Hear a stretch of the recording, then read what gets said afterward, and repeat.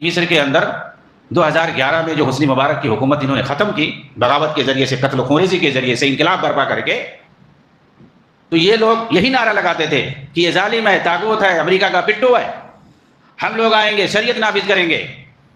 یہاں تک کہتے تھے کہ ہم لوگ آئیں گے اسرائیل کا خاتمہ کر دیں گے، بیت المقدس کو آزاد کرائیں گے اور وہاں پہ دارالخلافہ بنا کر کے وہاں سے حکومت کریں گے. عوام جو ہے ایک دم لٹو ہو گئی، ارے ان کو ووٹ دے دو.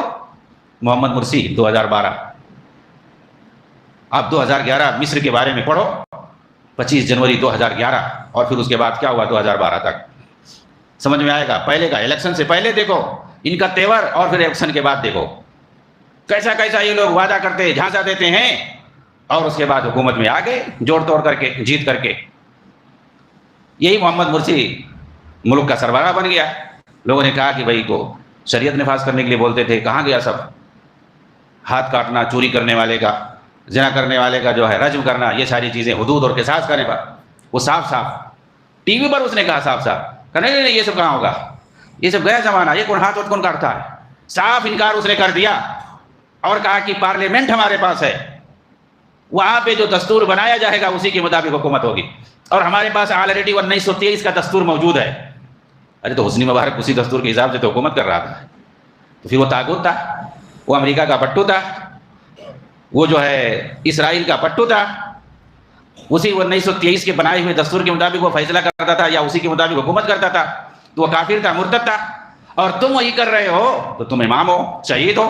یقیناً وہ مرسی کو یہ لوگ امام اور شہید کہتے ہیں، جس نے علانیہ طور پر انکار کیا ہے شریعت کا کہ ہم نہیں نافذ کریں گے. ایک آدمی نہیں نافذ کرتا ہے لیکن انکار نہیں کرتا ہے، اس کا الگ حکم ہے، اور ایک آدمی انکار کرتا ہے اس کا الگ حکم ہے.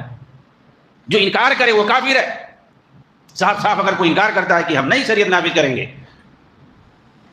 تو یہ تو ان کا امام شہید ہے.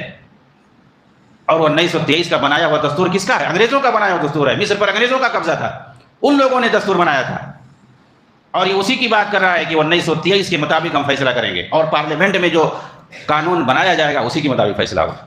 اور اسرائیل کو جو فتح کر رہے تھے الیکشن سے پہلے، جب یہ جیت کر کے آئے، کیا کیا انہوں نے، جو پہلے پرانا وہاں پہ سفیر تھا، ایمبیسڈر تھا، اس کو ہٹا کر کے اپنا نیا ایمبیسڈر بھیج دیے لو لیٹر کے ساتھ. جی ہاں، اس کی پوری کاپی موجود ہے. الجزیرہ نے پورا پڑھ کر کے سنایا. یہ رپورٹ کسی دوسرے نے، الجزیرہ کا رپورٹ ہے، وہ بھی ویڈیو میں موجود ہے کہ وہاں پہ کیسے وہ جو ہے مرسی کا خط لے کر کے گیا اور سنایا، اور یہ اقرار کیا، بتایا کہ پہلے سے جو ہمارے اسرائیل سے معاہدے ہیں وہ سب ویسے ہی باقی رہیں گے، اس میں کوئی ترمیم نہیں ہوگی، کوئی امینڈمنٹ نہیں ہوگا. وہ فتح کرنے جا رہے تھے فلسطین کو، اور وہاں بیت المقدس کو آزاد کرانے کے لیے جا رہے تھے، اور یہاں دوستی چل رہی ہے. پہلے جیسے ہمارے مصر کے تعلقات تھے ویسے ہی رہیں گے، کوئی ترمیم نہیں ہوگی، کوئی امینڈمنٹ نہیں ہے، ویسے ہی باقی رہے گا. ایریل شارون اس وقت، شمون پیریز اس وقت تھا، شمون پیریز وہاں کا صدر تھا، یہاں مرسی صدر ہوا. اس کا لیٹر اس کے پاس گیا 2012 میں، ساری تفصیل ہے. تو یہ ان کی دوغلا پنی ہے. یہ جب تک باہر رہیں گے تو اقامت دین، انقلاب، شریعت کا نفاذ، حدود کے ساتھ سب باتیں کریں گے، اور جب حکومت پا جائیں گے تو بدترین حکومت کریں گے.